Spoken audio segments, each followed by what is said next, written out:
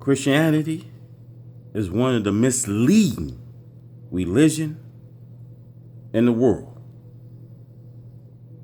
Just look at these churches.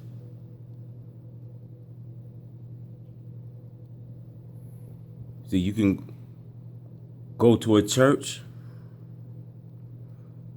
Inside the church, you see it's too much singing. It's too much shouting. You see people practicing their two-step. Christianity is like walking into a clubhouse. Music is playing. You dancing on your favorite song. And these pastors out here, they don't want nobody to go up.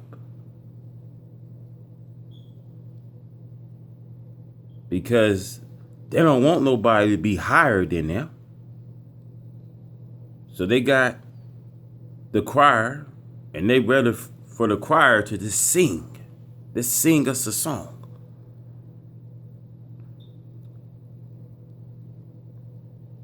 Christianity is one of those religions that don't give you a starvation, that don't promise you eternal life.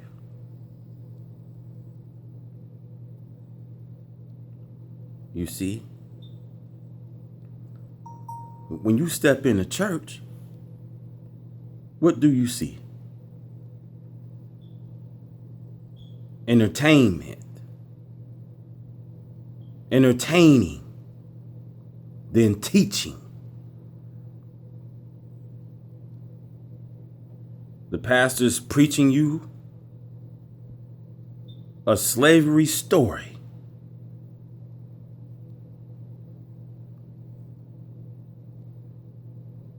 When we talk about the prophet Jesus,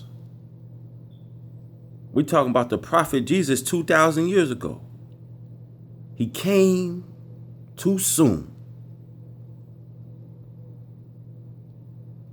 So these pastors out there will encourage everyone, if you pray to the prophet Jesus, he will hear you.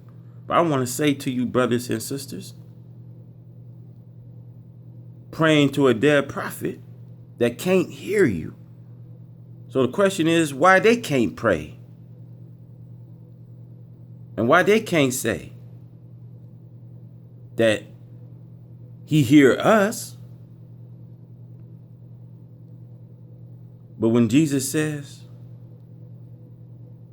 worship the Father, our God, your God,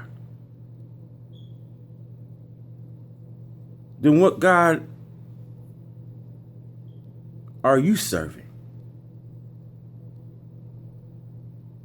Because Jesus simply said, if I glorify myself, my glory means nothing. But the one who sent me is greater.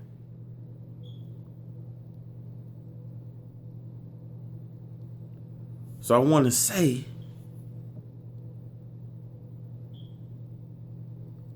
to the Christian church,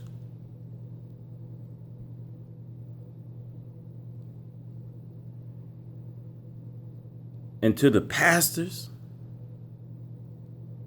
leading our people to hell with the teachings of Christianity. Christianity is a slavery teaching. It doesn't give us a defense in this time. You go to church, and the pastor's job is to teach you right. His job is for you to walk out his church and to learn something. See, you in church for that Sunday. and the pastor's preaching, and you realize that when you leave from the church, you ain't learned nothing.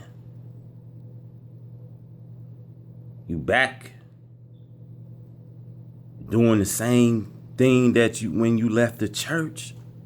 And a lot of us will go find a club on a Friday night, Saturday night. Then we up on Sunday, back in church to do it all over again. See, they make church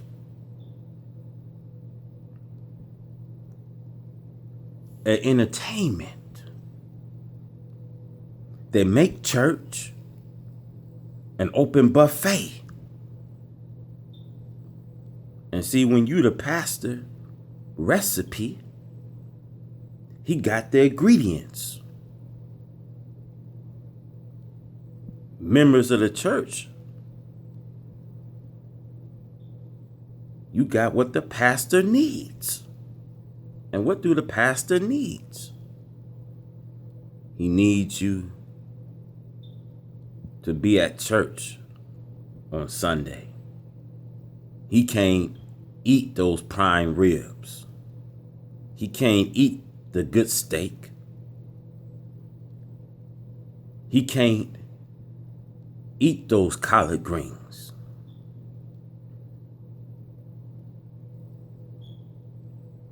Man don't work, man can't eat.